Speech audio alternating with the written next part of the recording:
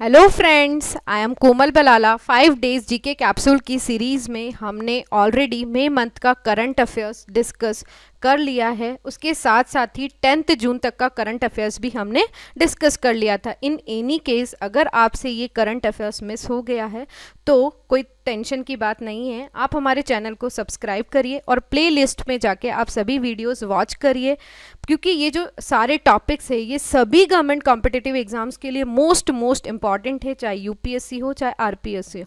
So guys, without wasting time let's begin. Ananya, देखो अभी क्या है, कोविड-19 से जो प्रॉब्लम आ रही है तो उसको सॉर्ट आउट करने के लिए डिफरेंट डिफरेंट टाइप के मेथड्स यूज़ किए जा रहे हैं। चाहे देखो यूनिफॉर्म, जैसे अपन ने पहले वीडियोस में भी काफ़ी चीज़ें डिस्कस की थी।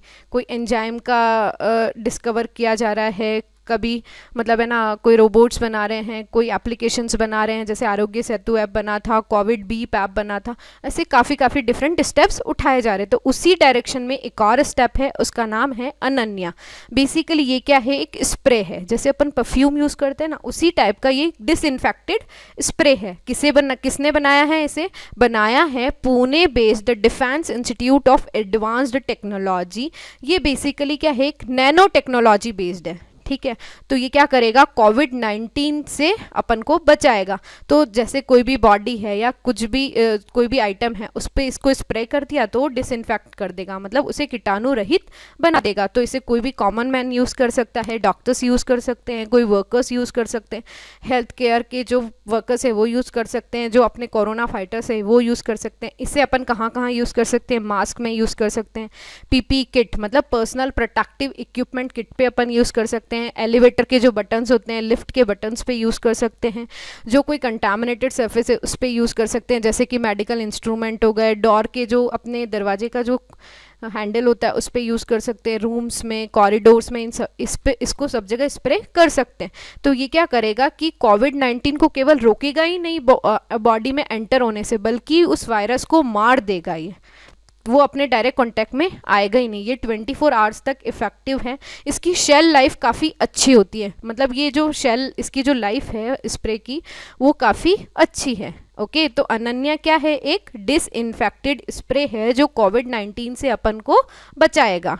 Okay, international religious freedom report, देखो सबसे इंपॉर्टेंट चीज़ ये है, इस पर एक डायरेक्ट क्वेश्चन आएगा कि इसे कौन रिलीज़ करता है। तो इसे रिलीज़ करता है US state department, annually release करता है। ठीक है, ये क्या बताती है, हर कंट्री में रिलीजियस फ्रीडम की सिचुएशन क्या है वो बताती है। ठीक है, तो हाल ही में क्या है, हम सब ने सुना था अप्रैल में क्या हुआ था कि IRF, US commission on international religious freedom, ने एक रिपोर्ट में इंडिया को सीपीसी में डालने की बात कही थी। सीपीसी होता है country of particular concern category, मतलब विशेष चिंता वाले देश, जिसमें बेसिकली होता क्या है, ये जो सीपीसी वाली जो कैटेगरी होती है उसमें उन्हीं देशों को डाला जाता है जहाँ पे धार्मिक स्वतंत्रता का वर्तमान में व्यापक पैमाने पर उल्लंघन किया जा रहा हो। ठीक है, तो इसमें ऑलरेडी 14 जो कंट्रीज़ है उसमें इंडिया भी को लिस्ट किया है, मतलब सिर्फ क्या है, नामित करने की सिफारिश की थी। किसने की थी? USCIRF ने। ठीक है, तो क्यों की थी? एक तो जम्मू कश्मीर वाला article 370, CAA citizenship amendment act, NRC जो अपना नेशनल रजिस्टर वाला, जो नेशनल रजिस्टर फॉर सिटीजन्स की जो बहुत सारे इश्यूज चल रहे थे कोविड से पहले। ठीक है, मॉब लिंचिंग, सांप्रदायिक हिंसा, और उसके साथ साथ सबसे बड़ा इशू क्या है, माइनॉरिटी के खिलाफ जो भड़काऊ टिप्पणी वगैरह सब करते रहते हैं। तो ये जो USCIRF है, इसने कहा इंडिया को CPC कैटेगरी में डालने की सिफारिश की है, अभी डाला नहीं है। ठीक है, तो जो ये रिपोर्ट आई है इसमें इंडिया न तो नेगेटिव लिस्ट में है ना ही पॉजिटिव लिस्ट में है। ओके, तो देखो इसमें 2-3 क्वेश्चन बहुत इंपॉर्टेंट है। सबसे पहले, इंटरनेशनल रिलीजियस फ्रीडम रिपोर्ट कौन रिलीज करता है? तो यूएस स्टेट डिपार्टमेंट। सीपीसी की कैटेगरी में कोई भी कंट्री को कौन डालता है? तो यूएस डालता है। ठीक है, डायरेक्ट क्वेश्चन आता है। और यूएस का कौन सा डिपार्टमेंट? तो US commission on international religious freedom. ठीक है, तो हाल ही में किस कंट्री को डाला है? तो इंडिया को डालने की सिफारिश की है, डाला नहीं है। ओके, बॉर्डर एडजस्टमेंट टैक्स, देखो आप सब जानते हैं आत्मनिर्भर भारत की ओर इंडिया मूव कर रहा है, ठीक है। तो उसके लिए सबसे मेजर जो चीज़ है वो क्या है कि जो अपनी डोमेस्टिक इंडस्ट्रीज़ है उनको अपन को क्या करना है, बूस्ट करना है, तभी अपन आत्मनिर्भर बन पाएंगे ना। ऐसे तो बन नहीं पाएंगे, अगर इम्पोर्टेड आइटम्स होंगे वो सस्ते होंगे तो वही वापस से क्या होगा, क्लैश होगा इम्पोर्टेड गुड्स में और डोमेस्टिक गुड्स में। तो बेसिकली उसी डायरेक्शन में जाते हुए नीति आयोग ने ये सजेस्ट किया है बॉर्डर एडजस्टमेंट टैक्स। बेसिकली इसे कहा जाता है सीमा समायोजन कर कहा जाता है। ये क्या है, एक ड्यूटी है जो इम्पोर्टेड गुड्स पे लगाई जाती है कस्टम ड्यूटी के साथ, मतलब उसके अलावा कस्टम ड्यूटी तो लगती ही है, उसके साथ में ये एक और टैक्स लगाया जाता है बॉर्डर एडजस्टमेंट टैक्स, ठीक है। जैसे ही पोर्ट पे एंट्री होगी उस टाइम ये लगाया जाता है, ठीक है। तो ये क्या है, एक्चुअली ये डेस्टिनेशन प्रिंसिपल पे बेस्ड है, मतलब इस प्रिंसिपल पे क्या होता है कि लोकेशन जहाँ पे वो प्रोड्यूस हो रहा है वो इम्पॉर्टेंट नहीं है, ये जो फाइनल कंज्यूमर की जो लोकेशन है ना वहाँ पे ये टैक्स लगाया जाता है। तो क्या है, ये कर के गंतव्य सिद्धांत के अनुसार वस्तुओं पर लगाया जाता है, okay. Thus to adjust a tax at the border of a country. अब क्या होगा, जो टैक्स इंपोर्टेड प्रोडक्ट है और डोमेस्टिकली जो प्रोड्यूस्ड है उनको मार्केट पे सेम प्राइस में, जैसे जो इंपोर्ट किए अपन ने उन पे टैक्स लगा के, और जो डोमेस्टिक प्राइसेस, जैसे सपोज कोई इंपोर्टेड गुड्स है वो 20 रुपीज़ में परचेज़ किया और 10 रुपये उस पर ये टैक्स लग गया, 30 रुपये होगा। और जो अपना यहाँ का जो प्रोड्यूस हो रहा था, जो यहाँ पे बन रहा था, उसकी ऑलरेडी प्राइस 30 रुपये, तो दोनों को सेम। तो कोई भी जो इंसान है वो अगर फेयर प्राइसेस होगी तो खरीद सकेगा, नहीं तो अगर इंपोर्टेड गुड सस्ता होगा तो ऑब्वियस है वो इंपोर्टेड गुड ही खरीदेगा ना, ठीक है। और इसके साथ साथ ही अब देखो उनकी बिक्री के स्थान के आधार पर लगाया जाता है, मतलब क्या है, location of their sale to the final consumer. और इसके अलावा विदेशी उपभोक्ताओं को निर्यात किए गए उत्पादों पर कर से छूट दी जाती है, ठीक है, उनके लिए भी फायदे। तो बेसिकली बैट जो है बॉर्डर एडजस्टमेंट टैक्स, ये क्या प्रमोट कर रहा है, इक्वल कंडीशन ऑफ कंपटीशन, किस किस बीच में, foreign as well as domestic companies के बीच में, ठीक है। अब देखो WTO को देख लेते हैं कि WTO जो है इससे रिलेटेड क्या बोलता है, क्या ये एडजस्टमेंट अलाउ करता है। तो उसने 3 कंडीशंस बताई है। The tax must be applied equally to import like domestic product. वो यही बोल रहा है कि इम्पोर्ट पे उतना ही लगाया जाए जितना आपकी डोमेस्टिक प्रोडक्ट की रेट है ना, ऐसा नहीं हो कि आप उसे महंगा कर दें, ठीक है। इसमें क्या होगा कि जो प्रोडक्ट होगा उस पर डायरेक्टली लगाया जाएगा, ठीक है, मतलब प्रोडक्ट जो है उस पर टैक्स लगाया जाएगा, ऐसे डायरेक्टली आप कंज्यूमर से नहीं ले सकते हैं, ठीक है। तो ये एक इनडायरेक्ट टाइप का हो गया। Permitted border tax adjustment must not subsidise export, मतलब ये ऐसा नहीं हो कि ये एक्सपोर्ट को सब्सिडाइज कर ले, ऐसा नहीं होना चाहिए। तो ये न्यूज़ में क्यों रहा था, क्योंकि नीति आयोग के एक मेंबर ने इसको इम्पोज करने की बात कही थी, ताकि क्या होगा, वो डोमेस्टिक इंडस्ट्री के लिए एक फेवरेबल सिचुएशन होगी। पूनम अवलोकन, हाल ही में आप सब ने सुना होगा मोदी जी ने कहा था कि गुजरात में शेरों की संख्या में काफ़ी बढ़ोतरी हुई है, ठीक है। और उसका जो मेजर उन्होंने रीज़न बताया है वो सामुदायिक सहयोग बताया है। तो क्या होता है, हर 5 साल में लायन सेंसस होता है। तो इस बार जो था वो मई में 15th सेंसस होने वाला था, बट कोविड की वजह से तो सेंसस पॉसिबल है नहीं। तो उसी में संख्या को गिनने की एक टेक्निक उन्होंने डेवलप की या यूज़ की, उसका नाम है पूनम अवलोकन। तो बेसिकली ये क्या है, पॉपुलेशन ऑब्जर्वेशन एक्सरसाइज है जो 15th लायन सेंसस को रिप्लेस कर रही है। तो मतलब 15th लायन सेंसस जो है उसको अपन, जो लायन की जो जनगणना है उसको क्या कह सकते हैं, पूनम अवलोकन है, ठीक है। अब पूनम अवलोकन क्या होता है, पूर्णिमा के दिन बाघों का अवलोकन किया जाता है, इस वजह से इसे पूनम अवलोकन कहा जाता है। बेसिकली ये मैकेनिज्म फॉरेस्ट डिपार्टमेंट ने डेवलप किया था 2014 में as part of preparation for the 2015 lion census, जो कि ऑलरेडी हो चुका था। उस टाइम तो ये यूज़ नहीं कर पाए, बट इस टाइम इन्होंने यूज़ कर लिया। अब गुजरात फॉरेस्ट डिपार्टमेंट है, उसने कहा कि एशियाटिक लायन जो है उनकी पॉपुलेशन में बढ़ोतरी हुई है। किस रीजन में, गिर फॉरेस्ट रीजन में। कितना, ऑलमोस्ट 29% लायन पॉपुलेशन बढ़ी है, एज वेल एज जो उनका डिस्ट्रीब्यूशन है, मतलब जो एरिया का जो एक्सपांशन है वो 36% हुआ है, ठीक है। तो lion population in the state of Gujarat has doubled since 2001। जैसे 2001 में अगर 500 थी सपोज एग्जांपल, तो अभी कितनी हो गई है, 1000 हो गई है, ठीक है। तो ये बोल रहे हैं कि टोटल पहले जो 14 सेंसस हुआ था उसमें 523 एशियाटिक लायन थे, बाघ थे, वो अभी हो गए हैं 674। और सबसे ज़्यादा मेजॉरिटी में जो एशियाटिक लायन है वो कहाँ रहते हैं, गिर फॉरेस्ट में रहते हैं या गुजरात में ही रहते हैं। तो एक और ये न्यूज़ में भी चल रहा है कि इन्हें अपन दूसरी मतलब है ना दूसरी जगह भी शिफ्ट किया जाए, ताकि अगर सपोज गुजरात में कोई ऐसी बीमारी आ जाती है तो ये सारे के सारे ख़त्म हो जाएंगे। इससे अच्छा है कि पहले ही अपन इन्हें अलग अलग जगह शिफ्ट कर दिया। एशियाटिक लायन के बारे में देख लेते हैं। IUCN की ये लिस्ट में एंडेंजर्ड स्पीशीज़ में यूपीएससी जो है वो हमेशा इस टाइप के क्वेश्चन रेस कर लेता है। जो भी न्यूज़ में रहता है वो IUCN की कौन सी लिस्ट में है, ठीक है। वाइल्ड लाइफ प्रोटेक्शन एक्ट 1972 के शेड्यूल 1 में है कि शेड्यूल 2 में है, ठीक है। और अब इस पे देखो क्वेश्चन ऐसा भी आ सकता है कि हाल ही में कौन से जो पूनम अवलोकन जो है वो किससे संबंधित है, एक क्वेश्चन। सेकेंडली ये है कि 29% किसकी पॉपुलेशन में इजाफा हुआ है, तो किसकी पॉपुलेशन में हुआ है, एशियाटिक लायन की पॉपुलेशन में। राइट्स इशू, अब देखो कोविड-19 की वजह से क्या है, हर सेक्टर बहुत ज़्यादा पस्त, मतलब बहुत हालत उसकी ख़राब हो गई है। किसी के पास पैसा नहीं है, तो शेयर मार्केट की भी हालत कोई अच्छी नहीं है। तो क्या हुआ अभी रिसेंटली, टाटा ग्रुप है या जो बड़े बड़े जितने भी कॉरपोरेट्स हाउसेस हैं, इन्होंने राइट इशू करके एक जो टर्म है उससे रिलेटेड काफ़ी न्यूज़ में रहे सब, रिलायंस इंडस्ट्रीज़ लिमिटेड या टाटा ग्रुप हो, ये सब। अब बेसिकली राइट इशू होता क्या है, क्या होता है कि कंपनी अपने शेयर धारकों से अतिरिक्त पूंजी जुटा कर सकती इसके तहत, ठीक है। किससे, अपने जो ऑलरेडी एग्जिस्टिंग शेयर धारक है ना उनसे अतिरिक्त पूंजी जुटा कर सकती है। इसके जरिए कंपनी जो है अपने शेयर धारकों को अतिरिक्त शेयर खरीदने का मौका देती है, ठीक है। तो ये इनिशियल पब्लिक ऑफर और प्राइवेट प्लेसमेंट से डिफर है, ठीक है। अब इसमें क्या होगा कि एक डेट डिसाइड करती है कंपनी, ठीक है। उस डेट के दिन ये जो ऑलरेडी एग्जिस्टिंग शेयर धारक है वो शेयर परचेज कर सकते हैं।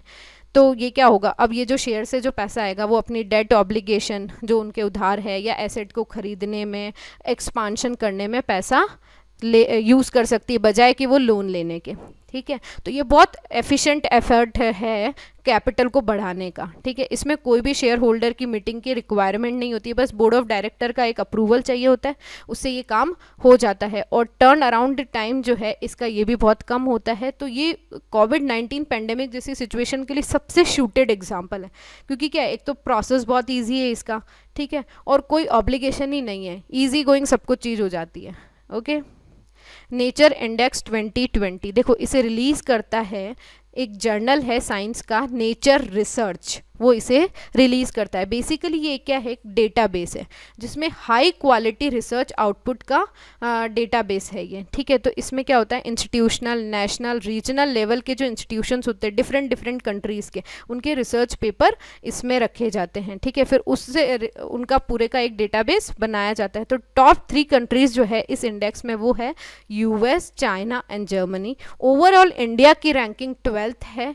इसमें वैसे तो 30 इंस्टीट्यूशंस है अपने इंडिया के, लेकिन टॉप 3 जो रैंकिंग इंस्टीट्यूशंस है इंडिया की वो कौन कौन सी है, बहुत इंपॉर्टेंट है ये आ सकता है क्वेश्चन। तो देखो कौन कौन से इंस्टीट्यूशन है, Council of Scientific and Industrial Research CSIR, Indian Institute of Sciences IISc, then Tata Institute of Fundamental Research TIFR। ये तीनों मोस्ट इंपॉर्टेंट है। लोनार लेक आप सब ने सुना होगा, न्यूज़ में काफ़ी रहा था अभी कि जो लोनार लेक का पानी है वो सडनली पिंक कलर में कन्वर्ट हो गया है कुछ दिनों में, ठीक है। तो ये कहाँ पे है लोनार लेक, सबसे पहले बुल्धाना डिस्ट्रिक्ट ऑफ महाराष्ट्र। तो देखो क्वेश्चन आता है लोनार लेक कहाँ है, तो महाराष्ट्र में है, ठीक है। कौन से कलर का हो गया, पिंकिश कलर का। बेसिकली इसे क्या है कि ये जो लोनार लेक है ये प्लिस्टोसिन काल में एक उल्का पिंड के गिरने से बना था। अब कलर ऑफ वाटर जो है, मतलब पानी का जो कलर है लोनार लेक का, उसे लोनार कार्टर भी कहा जाता है, जो सडनली पिंकिश में चेंज हो गया। और पिंकिश का देखो कई कई जगह रेड भी लिखा हुआ है, कई कई पिंक भी लिखा हुआ है, ओके। तो इसमें कंफ्यूजन ऐसा कुछ नहीं है। इमेज में आप देख रहे हैं पहले ग्रीन कलर था, अब देखो पिंक कलर हो गया।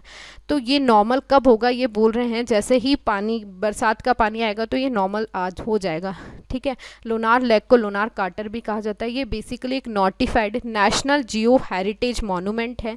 ये खारे पानी का लेक है, खारा पानी भी है और यहाँ सोडा वाटर भी है, ओके। RTN PCR test. देखो काफ़ी सारे टेस्ट, सब कुछ कोविड-19 को कैसे भी करके अपन को रूट आउट करना है, उस डायरेक्शन में हर एक पॉजिटिव स्टेप किया जा रहा है, ठीक है। तो उसी डायरेक्शन में एक और ये टेस्ट डेवलप किया है centre for cellular and molecular biology ने। न्यू टेस्ट है जो नोवेल कोरोना वायरस को डिटेक्ट करेगा, उसका नाम है reverse transcription nested polymerase chain reaction, RT-PCR। Okay, तो ये क्या है, RT-qPCR पे डिपेंडेंट नहीं है जो कि ICMR ने अप्रूव्ड कर दिया है, बल्कि ये स्टैंडर्ड RT-PCR को यूज्ड करता है। ये एक्चुअली क्या है, लो कॉस्ट है और लो टेक्नोलॉजी मॉडल है, ठीक है। किससे, RT-qPCR से। लो कॉस्ट है और लो टेक्नोलॉजी मॉडल है, तो इंडिया के लिए बहुत बेनिफिशियल है। आई फ्लोज, देखो बॉम्बे में जो अभी कौन सा तूफान आया था, निसर्ग, ठीक है। तो अब उससे, वो तो तूफान था, ठीक है, ऐसे बाढ़ भी आ जाती है, तो बाढ़ को कम वार्निंग, बाढ़ की एक वार्निंग का सिस्टम डेवलप किया है इन्होंने, इंटीग्रेटेड फ्लड वार्निंग सिस्टम, जिसका नाम है आई फ्लोज, ठीक है। तो किसने लॉन्च किया है, देखो, तो आई फ्लोज डायरेक्टली क्या है, flood warning system. First question हो गया, किसने लॉन्च किया है, देखो किसने डेवलप किया है, मिनिस्ट्री ऑफ अर्थ साइंसेज, किसके साथ मिलके, municipal corporation of greater Mumbai. तो दो हो गए, ministry of earth sciences plus municipal corporation of greater Mumbai. ये मुंबई जो है सेकंड सिटी है इंडिया में जिसने ऐसा सिस्टम डेवलप किया है। पहले ऑलरेडी कौन कवर कर चुका है, चेन्नई। अब आप देखो यहाँ पे फिगर में आप देख रहे हैं कि इसमें 7 मॉड्यूल्स है। कौन कौन से, फर्स्ट डेटा डिसेमिनेशन, ठीक है, डेटा प्रसार हो गया, फ्लड हो गया, फिर इनंडेशन, ठीक है, जिसे जल पलावन कहते हैं, वल्नरेबिलिटी भेद्यता, रिस्क डिसेमिनेशन और डिसीजन सपोर्ट सिस्टम। तो ये इसकी 7 मॉड्यूल्स है, ओके, जो कि मोस्ट इम्पॉर्टेंट है। सहकार मित्र, ठीक है, ये सब की सब जितने भी स्टेप्स उठाए जा रहे हैं वो एक ही उनका मोटो है, क्या है, आत्मनिर्भर भारत। और उससे भी मेजर इंपॉर्टेंट क्या है, जो मोदी की मतलब एक तरीके से अपन बोल सकते हैं टैगलाइन थी, उन्होंने क्या बोला था, वोकल फॉर लोकल। ओके, तो सहकार मित्र क्या है, basically ministry of agriculture and farmer welfare ने एक स्कीम लॉन्च की है। स्कीम का नाम है स्कीम ऑन इंटर्नशिप प्रोग्राम, जिसे सहकार मित्र के नाम से भी जाना जाता है। किसका इनिशिएटिव है ये, नेशनल कोऑपरेटिव डेवलपमेंट कॉरपोरेशन, जिसे NCDC भी कहा जाता है।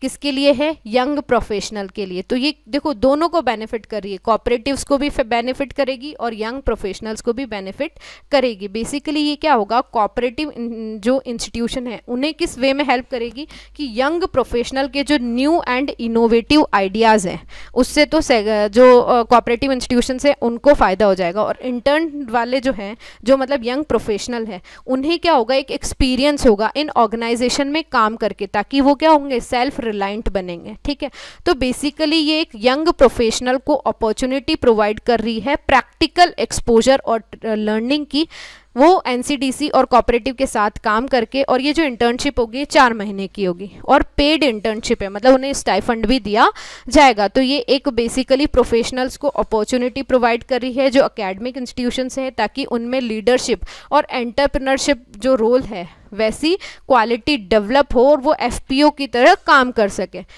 ये इन लाइन विद आत्मनिर्भर भारत जो कि ऑलरेडी डिस्कस कर से। अब देखो इसमें एलिजिबल कौन कौन होगा, वो सारे ग्रेजुएट्स जो एग्रीकल्चर में, जिसने किसी में डिग्री ली है या एग्रीकल्चर से संबंधित जो एरिया है उसमें डिग्री ली है, IT प्रोफेशनल्स हो गए, या जो अपनी MBA डिग्री ले रहे हैं या कर रहे हैं, फाइनल ईयर में हैं, एग्री बिजनेस, कॉर्पोरेशन में, फाइनेंस में, इंटरनेशनल ट्रेड में, फॉरेस्ट्री में, रूरल डेवलपमेंट में, प्रोजेक्ट मैनेजमेंट में।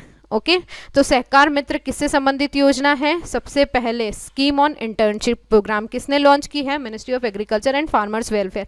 इनिशिएटिव किसका है, नेशनल कोऑपरेटिव डेवलपमेंट कॉरपोरेशन। किसके लिए है, यंग प्रोफेशनल्स के लिए। बेसिकली किसके, दोनों के फायदे के लिए, कोऑपरेटिव और यंग प्रोफेशनल्स। ओके, घर घर निगरानी, ये भी कोविड-19 पेंडेमिक को ख़त्म करने के लिए पंजाब गवर्नमेंट ने एक मोबाइल एप्लीकेशन लॉन्च की है जिसका नाम है घर घर निगरानी, house to house surveillance.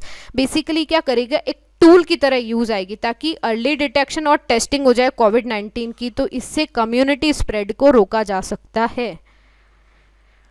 जर्मी clean, ये भी उसी कोविड-19 को रूट आउट करने के लिए एक बेसिकली एक चैम्बर है। किसने बनाया है? डीआरडीओ ने बनाया। तो Defence Research and Development Organisation ने जर्मी क्लीन करके सैनिटाइजिंग चैम्बर डेवलप किया है, जो बेसिकली पुलिस की यूनिफॉर्म्स को सैनिटाइज करेगा। जैसे कि आप फिगर में देख रहे हैं, जैसे एक बॉक्स होता है ना, उस टाइप का एक बॉक्स होगा जिसके अंदर ड्राई हीट जो मेथड है उसको यूज़ करके पुलिस की यूनिफॉर्म को सैनिटाइज किया जाएगा। एक्चुअली पुलिस लोग आप देख रहे हैं जैसे एमपी में, महाराष्ट्र में काफ़ी पुलिस जो है वो कोविड-19 से अफेक्ट हो रहे हैं और उनकी डेथ हो रही, तो उसी डायरेक्शन में डीआरडीओ ने ये एक सैनिटाइजिंग चैम्बर डेवलप किया है। ठीक है, तो बेसिकली क्या करेगा? पुलिस की वर्दी को कीटाणु रहित बनाएगा। तो DRDO develop the sanitising chamber after, किसने ये इशू रेज किया था? दिल्ली पुलिस ने। तो वो उनके हेलमेट हो गए, उनकी यूनिफॉर्म हो गई, उनकी कैन शील्ड, इन सबको सैनिटाइज करेगा। एक साथ 15 मिनट में 25 यूनिफॉर्म को सैनिटाइज करेगा। कौन सा मेथड यूज़ करेगा? Dry heat treatment. Basically dry heat में क्या होता है कि माइक्रो ऑर्गेनिज्म को मार देते हैं, denaturization of proteins, by causing denaturization of proteins. Okay, challenger deep.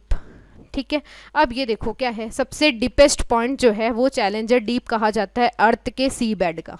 तो चैलेंजर डीप जो है is the deepest point in the earth sea bed with depth, उसकी डेप्थ जो गहराई है वो कितनी है? 10,984 मीटर्स। ये लोकेशन है इसकी western Pacific ocean at the southern end of Mariana trench, जो किसके पास में है? मरियाना आइलैंड ग्रुप के पास। तो देखो दो चीज़ इंपॉर्टेंट है, चैलेंजर डीप है क्या? सबसे पहले तो डीपेस्ट पॉइंट है अर्थ का, अर्थ के सी बेड का सबसे गहरा जो होता है ना वो पॉइंट है। कहाँ पे है ये? वेस्टर्न पैसिफिक ओशियन में। किसके एंड पे है? Mariana trench. इसका जो नाम रखा था वो रखा था ब्रिटिश रॉयल नेवी सर्वे शिप HMS चैलेंजर।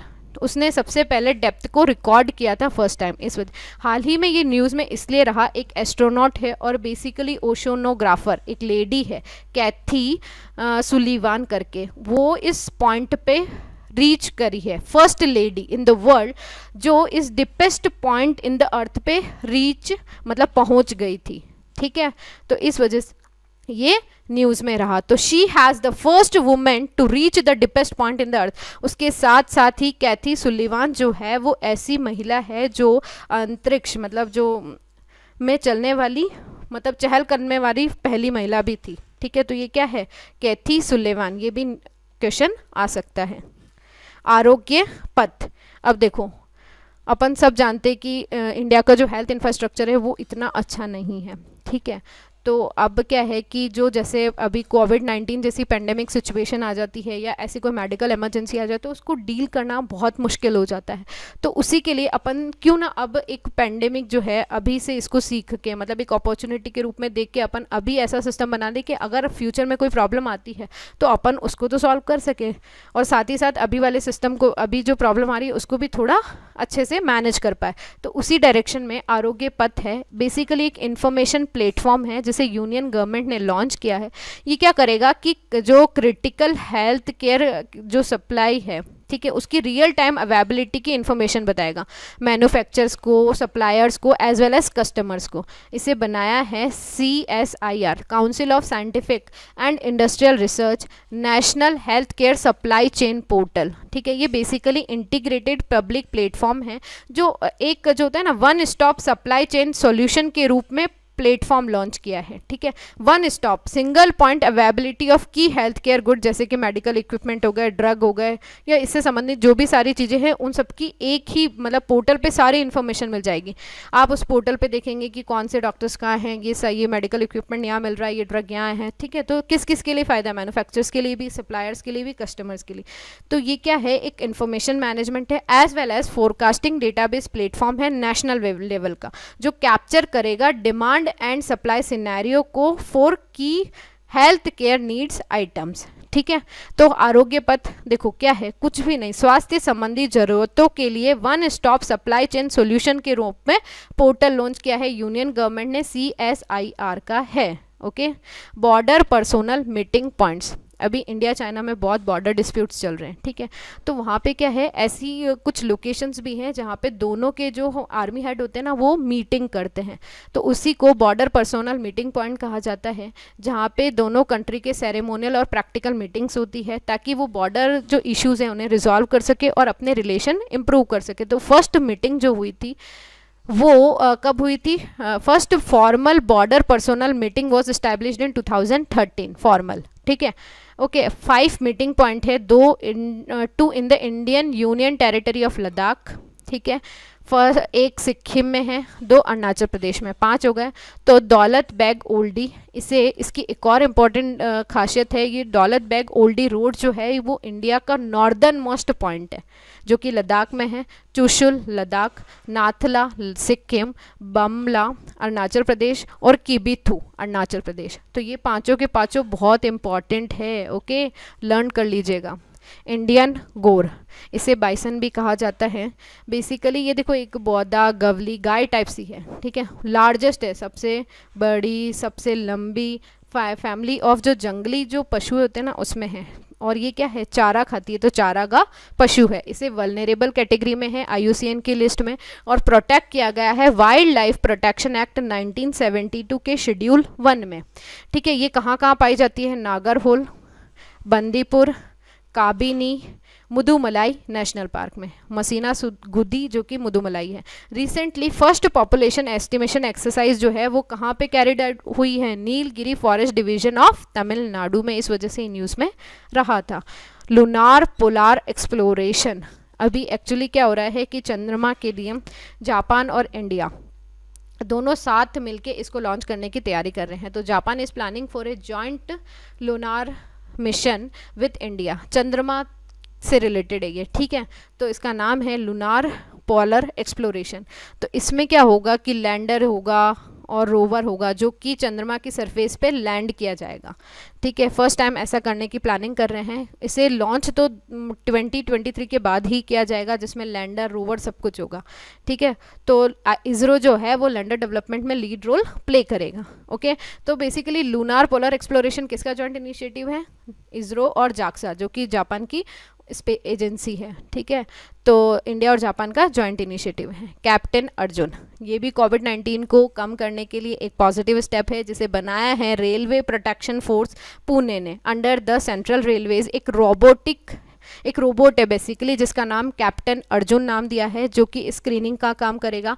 ये क्या करेगा कि पैसेंजर की स्क्रीनिंग करेगा जो ट्रेन में जाने वाले होंगे, ठीक है। और एंटी सोशल एलिमेंट्स है कोई तो उन पे भी निगरानी रखेगा। इसमें मोशन सेंसर है, PTZ कैमरा है और एक 1 डोम कैमरा है। आर्टिफिशियल इंटेलिजेंस की एल्गोरिथम का यूज़ किया जाएगा ताकि वो सस्पिशियस और एंटी सोशल एक्टिविटी को ट्रैक कर पाएगा।